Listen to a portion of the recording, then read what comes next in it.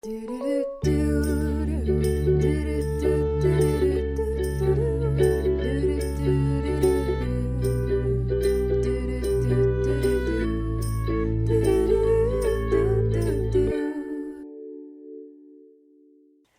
you believe I'm back? So if you haven't noticed, I have taken a 3-week little hiatus. I think it's been 3 weeks. Anyway, basically it just kind of seemed like a lot, and I just didn't put in the effort to record an episode. Because don't get me wrong, I had time. I just didn't have energy, you feel? So I'm back though. And I don't plan on having another hiatus this year at all. So we'll see what happens, but that's my goal. I'm hoping to record some in advance so I can prepare them and schedule them, and then I don't have to worry about it. The good news is I also have an episode recorded for Wednesday. Hey! I want to do some clapping just for fun. Woo! Yeah, okay. Hopefully that brought a smile to your face, me being a goofball, but what's new? Anyway, so I had a few different topics to talk about, or a few different ideas to talk about today. So I think I'm just going to record all of them and then post them over the next 3 weeks. So if I record them today or this week, then they'll for sure be there next week. So magic. Also, I normally don't do this, but because I have a few ideas, I'm going to tell you maybe what's upcoming. So upcoming, there's going to be an episode called Strategic Watering. And it's not actually about watering, so it's a metaphor there. I'm not going to give away what it's about, though. You'll have to listen. And then there's going to be another one about Elder Bednar's devotional that he came to SUU and gave a devotional to the young adults, and I will kind of go over my notes and things like that. And then I don't know what that's going to be titled yet. And then there's another episode that will be called Classical Conditioning is Crazy. And that is from my experimental analysis of behavior class, which has been blowing my mind. Also, strategic watering is also from that class, so I guess you have a little idea of what it's about. Another thing that I'm going to record an episode on is the absolute threshold and kind of my theory with it. So it is an actual thing. It is an actual scientific term. But I'm going to tell you my theory with how it could be applied to the gospel. And then the last few things that I have on my mind that I'm going to share is how my seminary practicum ends up going. So I have that coming up on Tuesday and Thursday, and I'm going to be teaching seminary. It's just a practicum, so it's to see if they want to hire me as an intern. And I am preparing to teach 2 different days, so I'm excited. I'm also nervous. I've done a practicum before, as I've mentioned on this podcast, and it went well, but they didn't pick me, and it just wasn't for me at the time. In fact, I remember being relieved because I was very busy and because I am kind of an overachiever with how I plan my lessons. I think about it so much. I put a lot of time, a lot of effort, and thinking about preparing lessons on top of school, on top of my classes, on top of my other job was just very stressful for me. So when they didn't choose me, I was actually very relieved. But then I was thinking about what I'm going to do for this next year as I wait to apply for schools again. I had this idea to teach seminary again, and it just popped into my head and it wouldn't leave. And I was like, no, I didn't, it wasn't for me last time. I don't know why it would be for me now. And I just kept fighting it. And then eventually I was like, you know what? I'm going to act in faith. So I'm going to take this seminary class and go to this all 4 weeks. So I ended up going every Thursday at noon, and I had to miss my other institute class in order to go. But I decided it was important, so I went to this other teaching seminar class at noon on Thursdays, and I went to it for 4 weeks in a row. And then after those 4 weeks of this seminar, then you send in a 10-minute video if you would like to be considered for the internship. And then after that, you get an email whether or not you got into the practicum or invited to the practicum. And my guess is if you send in the 10-minute recording and you genuinely put some time and effort into it and you went to all the weeks of the seminar, that you'd get invited to the practicum. That's just a theory though, I don't know. Anyway, so I was invited to the practicum again, and the good news is I've already done it once, so I'm not as nervous. You know what I mean? I kind of know what to expect a little bit more. I'm going to be really careful not to go over time. To be fair, last time I did the practicum, it was a weird schedule. Like, it was one of those days where they got out early or something, and so the whole day was shifted, and I was confused on which time was which, and so I was, like, still teaching, but I had finished my lesson. And then I was like, shoot, I think there's still time. I was basically just winging it and trying to fill the time because I thought that I had way more time. And then someone raised their hand and was like, Sister Nielsen, the bell rang like a minute ago. And I'm like, what? So I felt so bad. And yeah, it was kind of bad. But the good news is that I'm not going to do that this time because it's distinct. It's from 7:50 to 9:05. Both days, both Tuesday and Thursday. So I don't think I'm going to go over time again because there's not this weird bell schedule thingy going on. Anyway, I'm going to share some of my thoughts related to this practicum and kind of explain what my thought process was. So I haven't created the PowerPoint yet, but I have taken a lot of notes. I've read the scriptures multiple times. I've read through the lessons multiple times. I've read through talks focusing on this topic, and I've thought just a lot about it. So I have been assigned, or all of the practicum students or people have been assigned the scripture block, 2 Nephi 31 through 33, which is actually an amazing scripture block. 31 has a doctrinal master in it, talking about pressing forward with a perfect brightness of hope and feasting upon the words of Christ. And then chapter 32, verse 3 talks about feasting upon the words of Christ and them telling you what all the things that you should do. So it's like a solid 2 scripture. I mean, chapter 33 is good too, but it's a solid scripture block. And we're encouraged to teach scripture-based, so teach from the scriptures, that's the curriculum. Teach learner-focused, so the class is focused on learning and discussion-based rather than just, the teacher being up front and yapping and telling them what they saw or what they think is important or yada, yada, yada.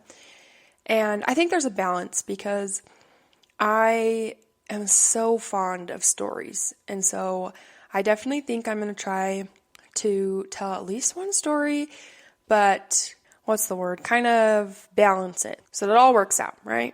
And then the third thing, and maybe the most important, is Christ-centered. And the thing is that because it's a practicum, I really, really, really want to make sure I hit all 3 of these things. And I feel like with my own class, it's a little bit more lax. Some days may be way more scripture-based than others, and maybe some will be way more focused on Jesus Christ than others, and so on and so on and so on. And I feel like with these 2 classes, though, I really want to hit every single element in this class, each class that I teach, because this is something that they're kind of, not grading me on, but kind of observing me on. And that's why I need to make sure that I have got all 3 things in there. And the whole point of this Venn diagram, is to lead students to Jesus Christ and lead them to a testimony in Him and in the restored gospel. And that's why these 3 things are so important, because they lead to depth and they lead to good lessons. So I've been trying to think about a lesson on feasting upon the words of Christ. And the curriculum talks a lot about talking about a feast or, showing pictures of food and talking about what people like to eat and all these things. And that's great and all, but I just feel like that's not the direction I want to go for this lesson. So I've decided that rather than focusing upon food and that kind of side of feasting, I want to talk about why the scriptures are exciting. Because if the scriptures are exciting to you, it's so much easier to feast, And if there's something that you have to read or you know that you should read, you're probably not going to feast. The chances of you feasting upon the word of Christ are not high. And so I want to talk about why the scriptures excite me and how they can be exciting for the youth. how they can be exciting for the seminary kids. So I've kind of written down some other questions and some things to maybe start off the class with, just topics and questions that are relevant.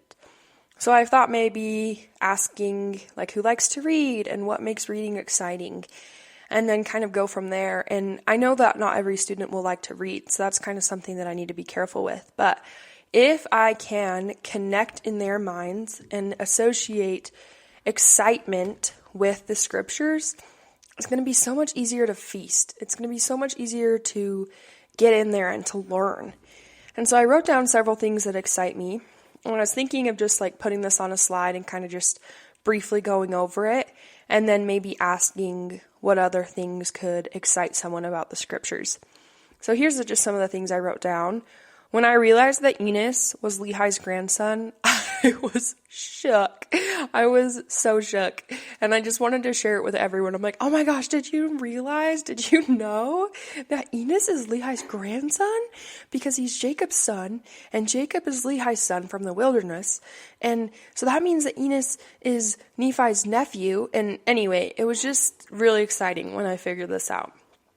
And then another thing that I just absolutely love is streaks, and Gospel Library has that now. I know it's funny, but it's true. And so I was also thinking of relatable questions or relevant questions, like who likes streaks?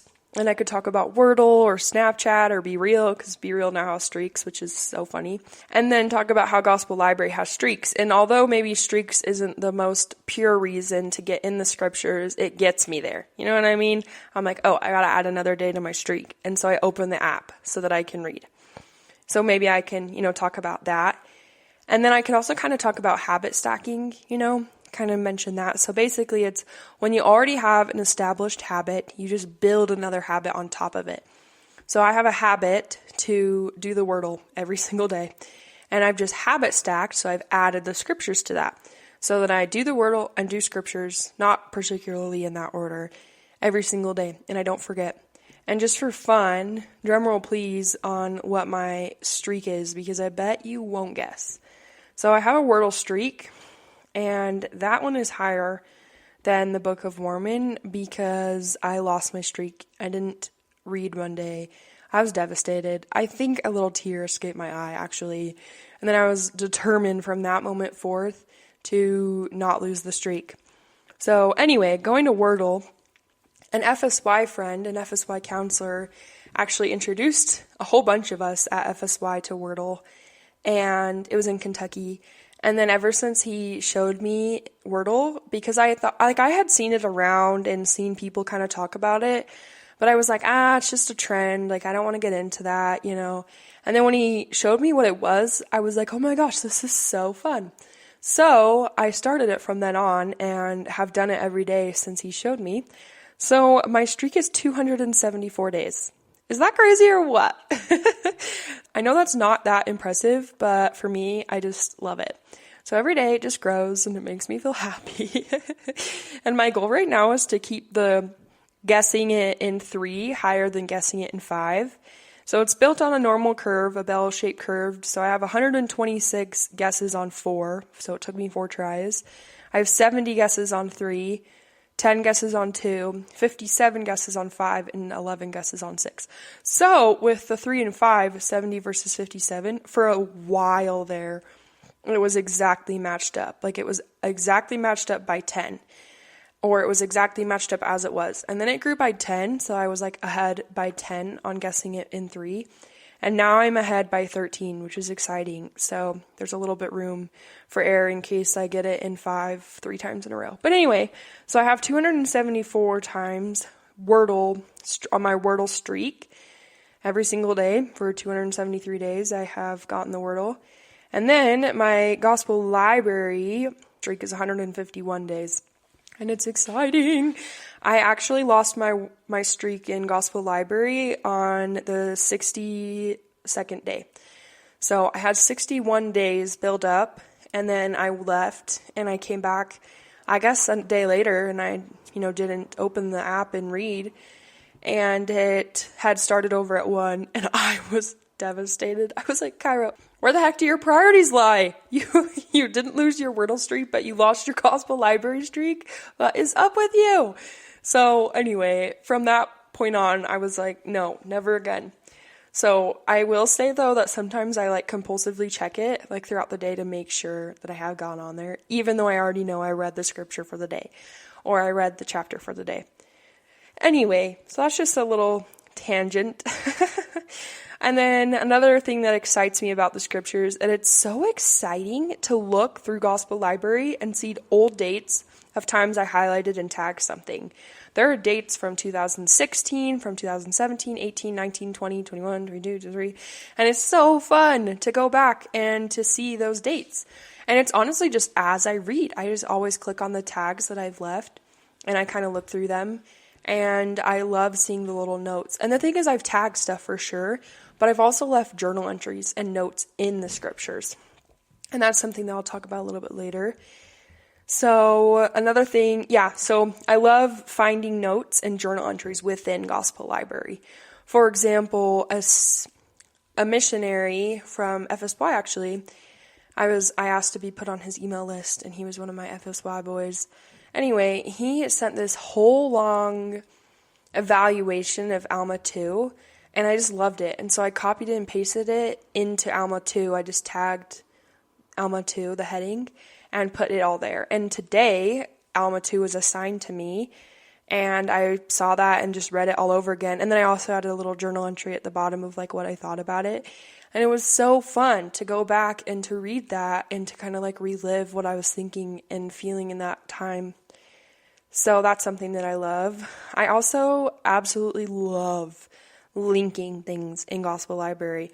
I feel like it has enhanced my knowledge of the scriptures by so much, as in all the time when I read a scripture, I'll just think of another scripture that's just like that. It just happens all the time. For example, if I'm reading one scripture that talks about the Son of God and it being Jesus Christ, like Jesus Christ, the Son of God, now I always tag 3 Nephi 5:13 because that's the scripture for this year. That's the theme for this year for FSY and for the youth. And anytime I read a scripture about the atonement of Jesus Christ, I almost always tag 11 or Alma 7:11 through 13.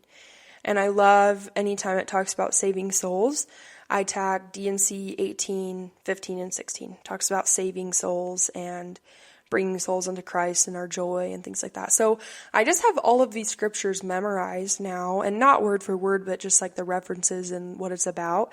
And it's so fun tagging things. And then sometimes I will read stuff and I'll think about certain general conference talks, and then I'll go tag those. And it's just so exciting, and it makes me feast. I feel like I am feasting. And sometimes I go down kind of like a little black hole, you know. I'll end up or start in a scripture, and then I'll end up in a different talk, and then I'll click a different link to a different tag, and then go read a different talk, and it just is so fun. So I just love it. I also think the scriptures are exciting because they're relevant and applicable, and I can see how they relate to me in my life today. I also love to share scriptures. I think it's exciting, and I think it's exciting to find themes. As I've stated when I recorded a podcast episode with Lacey, I like to tag times of waiting and the periods of the unknown, parts we skip over. I also love to tag waiting on the Lord.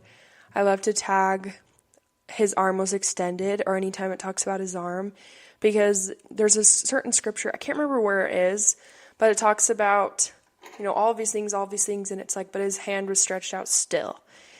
And then it's like, and then this, and this, and this, and this, and his hand was stretched out still. And it just is such a reminder that he does not give up on us, and that he loves us always. I'm going to write that down, actually. That's probably another good thing to talk about. Hand stretched out still. Another thing I thought about asking was, what is hard or difficult about reading the scriptures, or even getting in the scriptures? And I was thinking about asking the kids maybe that. And then also I wanted to talk about music, maybe, and maybe write down some hymns or some songs from the youth album and put those on a slide and have the kids pick whatever song they want and find ways that Jesus Christ supports us or ways that he helps us and kind of go from there. So I'm trying really hard to be scripture-based, Christ-centered, and learner focused. And that's why I have questions about relevancy, because that's learner focused and discussion based. And I'm trying to find scriptures, especially the specific scriptures that I was assigned. So 2 Nephi 31 through 33. But then also I think it's totally good to, well, I know it is, to find other scriptures and things to tag in and to talk about. And then also the words of the modern prophets are also scripture, general conference talks and such. So I've also found a few different quotes that talk about feasting upon the word. I've also found a quote from Elder Taft Benson, that is something that someone actually shared in state conference today, because I went to my grandma's ward because she spoke in state conference. She did so good, by the way. And he shared this quote about the power of the Book of Mormon and how it will help us in our lives. And I thought, you know what? If the kids know, and I say kids sparingly, I mean, I know I'm not that much older than them. I'm a kid too. But if the students know, if the youth know that the Book of Mormon has power and can literally change their lives, then hopefully it will be easier to feast. And it will be more exciting to feast upon the word. So that's another thing that I'm thinking about. Anyway, I have lots of ideas and lots of different things, and I will keep you updated on how it goes. But for now, that's all I have for you. Those are kind of what I have so far for my first day. I have some ideas for my second day teaching, but those are not written down yet. They're just kind of floating around in my mind. So anyway, thank you so much for listening. I'm glad to be back. Hopefully I won't disappear on you again. Thank you for being patient and for waiting. I really, really appreciate your love and support. Don't forget to embrace imperfection, find meaning, satisfaction, and joy from the journey. I'm Kyra, and this is Imperfectly Broken, the podcast.